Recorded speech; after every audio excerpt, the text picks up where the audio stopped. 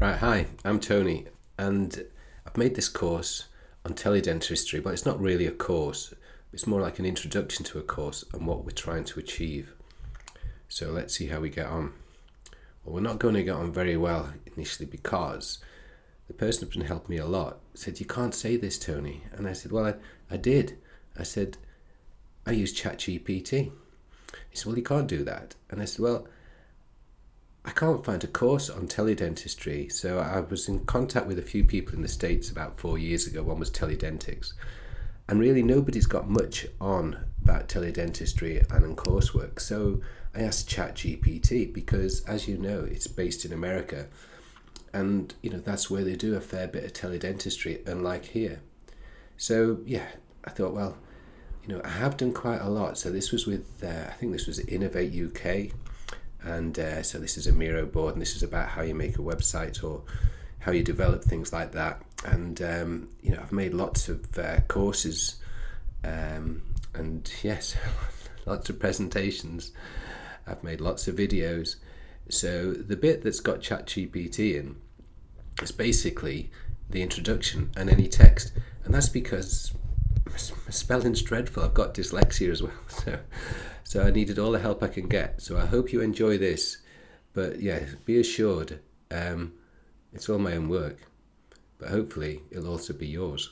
So it's asked there, what's the definition of benefits? So when this occurs, I would say just pause the screen and read it and see if you agree with it. So I've been dodging around teledentistry for quite some time, but I do think we should do it a lot more. We did it during COVID. Why have we stopped now? So this is the importance and the guidelines, right? So what happened? I went on a course I'm retired. So I went on a course in Taunton on this. So this is from the Royal College of Surgeons, and it was sustainability in dentistry, as you can see there. And the interesting part was that they brought up this slide. So there's the link. As with all these things, if you just put some of the headings in, and if you put in Royal College of Surgeons and sustainability in dentistry, it'll bring it up. So I don't think the link, as you can see there, will work. However, this was what was on the page, and we spent a lot of time talking about plastics. And was a bamboo toothbrush more environmentally friendly than a plastic one? And of course the answer is a plastic one's far better because you can recycle it, but it's very little. And the other thing was about nitrous oxide. So talking about the elephant in the room, I said, what about CO2 emissions? I said, is anyone looking into that? And they said, well, actually no, there's no funding. I mean, why don't you do it? I mean, you couldn't make these things up. So that's what I'm doing. I'm trying to promote teledentistry because, as you can't see the other number there, but basically it's 64%. The biggest part of the pie is CO2. So what can we do about that? We do need to see our patients, but we can see them virtually. And so then one of the things was step for registration and setup. Well, you can register on the website that I've made, and this one isn't live at the moment, but by the time you read this, it might well be. But you go to dentalhealthservice.net. This is actually slightly different, but it will come up. So there are a couple of ways that you can, as it says there, join us or register. And then who can join us and who can do what? Well, all the dental team can join us. One of the things that I think we all are aware of is that you don't have to have 5 years training to show someone how to clean their teeth. Most parents don't have any training at all, and some of them are doing a good job, some not so well. Anyway, so this is the reply from the GDC, because we're always worried about getting into trouble with the GDC. And so why would you want to put yourself at risk by doing something you're not quite sure what the boundaries are? Well, you can see if you read that, it says, well, they're not quite sure what the boundaries are anyway. And they set them. And so what they do is they just send it on to something else. You don't get a yes, no answer, but maybe you will. And if you're my age, it's probably, well, why don't you ever go? Because the worst that can happen for you is you get struck off. You don't want some 23-year-old getting struck off just after she's paid for a course. So what's the next bit? Preparing to set up the teledentistry platform. Okay. So, insurance. So again, just read this. And what you'll find is that with your indemnity, they probably say they're not really sure. Well, they should be sure. And quite frankly, if you set it up correctly, then we can avoid litigation by just delivering a good course, which I'll come on to. Right, anyway, so again, stop that, read that. And yeah, so you need to show that you are actually qualified and have some certification. So we'll come on to that. But anyway, I was a dentist. I don't know if I still am a dentist. I spent a lot of time thinking about it. But anyway, that's me. The funny thing about it was all the qualifications are not actually in my name. I'm definitely dyslexic, so I've tried my best to avoid any errors here. But that's because I use ChatGPT. But I have read through it. They're my qualifications, and you'll have to upload yours, and it'll be on something similar to this. So I did make a dental app that you can still download. It's called Teeth for Life. So if you go on the App Store, you can download it, and then you could even register for it. But it's about to die. It's been going 6 years, and then you also then need to be registered. And also the patient may want to look for you, and they'll look for you on the GDC registration page. So the idea is when you register, not only will you have your number, but I think you ought to upload your current certificate, which clearly I haven't got. And then registering on the platform. So registering on the platform, I made a website during COVID with some help from a guy called Kirk. I can't remember his full name now, but Kirk was a great help, and he did all the things about prevention, and I did all the stuff about minimal invasive dentistry. And then I made the website because I liked playing with my computer. So if you go for teethforlife.co.uk.org, might be .org UK, and that's my dyslexia kicking in. And I put the instructions there. This is going to merge with the Dental Health Service website that I'm building. So, and then I'll update them, when I have a spare 5 minutes. But that's where you would find the details that you need at the moment, but they will all be on the website. And then your qualifications, so I said this before, so you'll be able to put your details on a page to be found. And there's a limit to what you can put on a website. And my main aim is to get a dental app. So if you go onto the website, the Dental Health Service website, and type in the blog page, you'll see the advantage of an app over a website, and it'll be financially viable for you to do that. So I think it's setting about contract. Yeah, for the patient, well, yeah, everyone has terms and conditions that nobody reads. So I don't think you're going to need a written one, but we'll probably be able to do it as an IT thing, whereas it says, if you don't agree with the terms and service, leave this page. And I think it'd be the same for an app, but we can certainly get something sorted out. And obviously that's just a copy from ChatGPT. Again, if you freeze the screen and then open it a bit wider, you can see what it says. So setting up fees, here's a thorny issue. And advertising, well, clearly the way it would work is people have got to find you, but you're not going to make your own app. It's quite expensive. And to do your website is quite expensive, and how are people going to find you and that kind of stuff. So this is actually on the website, and basically what we're saying is that, sure, if you want to have your crowns, your fillings, your implants and alignment and composite veneers, well, hopefully you have ceramic veneers or 3D printed veneers, then the dentist hopefully will be the main guys who will be paying to be visible on an app.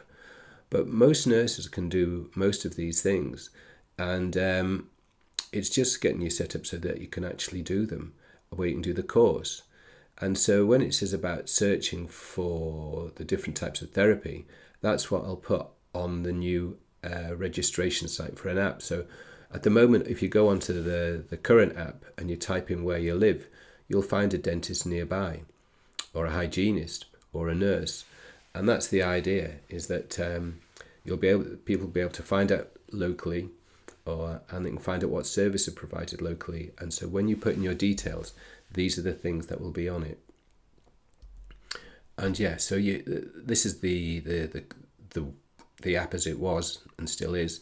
And so that's how it works. Someone would type in where they where you live, how far away you're willing to travel. I live in Bristol. I made a virtual site called Teeth for Life. They're people that used to work with us. And yet Rachel is a brilliant therapist. But there's no reason why dental nurses can't go on there. And who knows, in the future, maybe we can have nutritionists go on there. We really need to integrate healthcare, and dentistry should be central. All diseases are related to mouth health, more and more are. And dental diseases are the most common in the human body. So guidelines for advertising. Right, so yeah, I think we just follow the same guidelines as you get on a Facebook page or something similar, is that if someone isn't registered, then basically they shouldn't be on the site, and they won't be on the site. But if someone isn't behaving well, then they can be deleted off the site. And I think with regards to how well you do, then there are all kinds of different things. I mean, I have to say I don't really trust them. But, I always look up on, booking.com, is it any good? Did it get any good reviews? And then, so on my app, I had about just over 700 people registered. But the main thing is there was no way for it to make money. And we need to figure out how we can do that, just to keep it going. So engaging clients through teledentistry. So this is a little bit awkward for me to fill in. But so what I've done is I've used ChatGPT. So you can close, as I say, you can freeze the screen and read through all of that. And the idea that I have is that because nobody really does teledentistry, if you go online to find out, how to do it, it's not that clear. So I have made some videos. So that was the one, best practice for your initial consultation. The same again, just freeze this. This is a video I've made recently, and clearly this is a video for the public. And I think we've got a TikTok channel, and this will is on Instagram. In fact, I think I'm posting this today. No, I've done one about an Easter bunny today. But read through what it says from ChatGPT, and yeah, we need to use this technology, and everybody has a phone. Why don't we use it for health as just as other things like betting? Anyway, and then effective follow-up. Well, yeah. So again, read this. I just put in a picture to make it look more, look better. But basically, on the Future app, it'll have people to set reminders. So this one, I think, it currently has, the plaque score, the bleeding score, but it also has one for mouth cancer checks, and we need to promote that. So when you promote yourself, you'll also be promoting health, and hopefully we'll get people to just check themselves once a month for mouth cancer. Right, and it says handling common patient inquiries in teledentistry. Well, I've actually got funding. Well, I've got a student to help me in the summer to set up a chatbot, and this will follow the Scottish guidelines that we had during COVID, because quite frankly, the Scottish guidelines are they're better than anything we have in England, and so everybody follows them. So clearly I'm not going to be that brilliant at giving advice and making but I'll make the framework, and with everyone's help, the framework will improve, as it all does iteratively when you work with computers. And yeah, of course, it can be available in any language. So if we can get it in any language, then maybe the NHS might be interested. Building patient trust through, well, yeah, again, if you read through that, but my view was that most young doctors, 70% of them, the first port of call is Wikipedia. So why not have it as our dental health service? And the way we work, it says there, is that if you go onto the carers resource, then I think the first video down, I think this video is about 20 minutes, is explaining how we can work together from a bottom-up approach to develop a service that's good for everybody and financially viable. So yeah, it's just a different way of learning, which, in a way this is. So the next section was compilance, right? Oh, compliance. Sorry, compliance.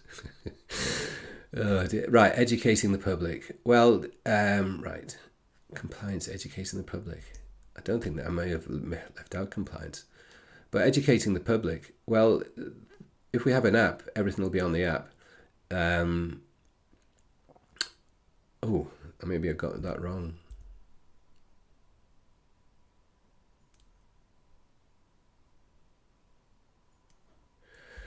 Oh, right, sorry about that. Right, so anyway, so yeah, they'll go online to look at your credentials. Sorry, and so if you're visible on the app, it'll have your details on it, and that's the idea. It's not quite so customizable for a website, as you can see, but going forward, a lot of the details that you have to enter to be visible on a dental app, a couple more, you can have your own website. So if you haven't got, or you want your own website, then we can probably do that for you relatively cheaply, because the only people who ever really look at websites, what they want to do is to see how much you're charging and see when you're open, and a little bit more than that. But if you actually send people notifications on the advice that you've given, and I used to email my patients their BPE, then it kind of covers you for litigation as a dentist or a hygienist. And yeah, it's just a case of the whole team working together. So the next one was, it said about treatment, an FAQ, frequently asked questions. Yeah, so this is just off the current Dental Health Service website, and all the videos follow the government guidelines on delivering better oral health. And if they don't, there's never 100% agreement, but the vast consensus would probably agree with the delivering better oral health guidelines. So that's what I've tried to follow. And for the public, all they have to do is to type in anything that they want in the search engine, and it works pretty well, whether it's about disclosing, whether it's toothbrushing, whether it's about 3D printing, all of that kind of stuff. So then ChatGPT said for a conclusion. Right, well, yeah, these are the, setting up, I have to make a video on this about different things that we can use. Right, okay, I think I had to stop for a cough. This is in my shed, and these are all different things that I've acquired and working on, and I'll make a separate video on this. But you don't need much. You just need your probably mobile phone or even your laptop, and a half decent camera and microphone. And on the other side, the person will probably just have their phone, maybe in the bathroom. But there are lots of ways that we can give advice. So in the main, this is advice on prevention, and clearly people also want different types of advice. And so they should be able to take some photos of themselves. And we just need to make a video that will be on the app or the website, just to show people the easiest way to do it. Yeah, because you can see there's some, actually I managed to crop out one of the other cameras, but you can buy cameras that take good pictures in the mouth for about £50 now. Well, you could do it 4 years ago, so I'm sure they're cheaper now. And yeah, I think I made these as a video. So yeah, we should be able to teach one another. If anything was ever crying out for online learning, it's teledentistry. So yeah, find a buddy up. You don't have to be in the same room, of course, and practice with one another before you practice, or not with the patients. It says further resources. Well, this is the resource that I came across a few years ago, and it was called Dentistry Gone Wild. It's a podcast, so obviously it's still available. And they're American, so it's a bit loud, but it's parts of it are very good. And yeah, I joined, and it's free for you to join, because you're not an American. You can join for free, so I joined. I could afford that, and on it was some interesting webinars. So if you're interested in this, then I'll do the same as they've done. We can make webinars on issues that will help improve the service that we're trying to create. So my view is that lots of parents would love to have someone telling their children how to clean their teeth, and most children pay more attention to the phone than the parents. So let's utilise that. Additional resources. Oh, Oh yeah. Yeah, well, you're waiting for the GDC to. Yeah, I think I've got a duplication of slides here. You're waiting for the GDC anyway to do something, and they just won't. It's 1984 since the last Dental Act, and that's what they're still working through. There weren't mobile phones then. Well, really weren't any computers, so you had to scribble your notes down. Definitely no scanners, and and they're still not on the curriculum for students. It's appalling. Anyway, that video, the pig I made, that takes a minute, but this one, I've been doing this a while, but I think you can see it. My frustration is with our governing body. I didn't write anything rude there. Yeah, but some stuff that we do, we just basically shouldn't do, and that applies to all professions. And yes, so this is a platform. Where would we find the tools and software? Well, I'll put them on YouTube, or I'll put them on the website, so that just go onto here, but they'll definitely be on YouTube. And so again, contact information. Well, there's my contact information. But the whole idea is to try and develop a dental health service free at the point of contact. And the way it'll work for you is it can help you make more money, and also it's better time constraint for everybody. You can work from home. Patients much prefer to see you at home, and you don't need to be in a surgery for prevention. The surgery is for when things go wrong, and everybody chats on the phone now. I think most people text now. Maybe we should do text messaging. So and this is the final part. Right, steps to register. Right, so if you go onto the website, it's there. There's the section Work With Us. So there's a video there telling you what to do. So it'll all be there, and it should be relatively straightforward and simple. But I will put there will be a separate platform just for the profession to look at, and it shouldn't be difficult to register. But we'll put some guidance in there. During COVID, I made a different website, which is a video library that's still there. And if you go and have a look at that, I think it'll be going for about another 3 weeks before it's integrated. And yeah, as and when you build up your own app, there'll be videos in there that you can just utilize. And there's also that instruction there is from Teeth for Life. It's on that website. It's also on YouTube, just showing you how you can make your own videos, even if it's just adding your name to your voice to them. And this technology gets easier every time. And on the future app, you'll be able just to download a video of yourself, walking around the surgery as an introduction. You won't need to be on YouTube or Vimeo, as all the videos were on the original app. And then video tutorials. Well, yeah, I've got the YouTube channel, Teeth for Life, but you can't see these, so I don't know how many are there. And clearly I've made quite a lot of videos, so there's over 50 there. And I'll have a Teledentistry playlist there. But actually, so I haven't actually got an unlisted one, so not everything on YouTube you can see. The cycling, when it says cycling, most of them are me talking to cattle on Anglesey, trying to get them interested in the BPE, mouth cancer, tooth erosion, stuff like that. They were really interested, unlike the public, and so I might put them online. But yeah, there are things on Teledentistry. So if you just go on Teledentistry, that first one is one I released 2 days ago, and that's what we're putting on TikTok to try and get the public to engage with the website. And if they engage with it, they'll find you. If you engage with it, more people will use it, more people will find us. And the idea is to provide a service, because clearly dentistry is not a government priority, and it hasn't been for the last 40 years. So again, if you type in Teledentistry, you can see there it says DHS3. That's because I made 10 videos, I think just before Christmas, on how we could improve not just dentistry, how we could improve health.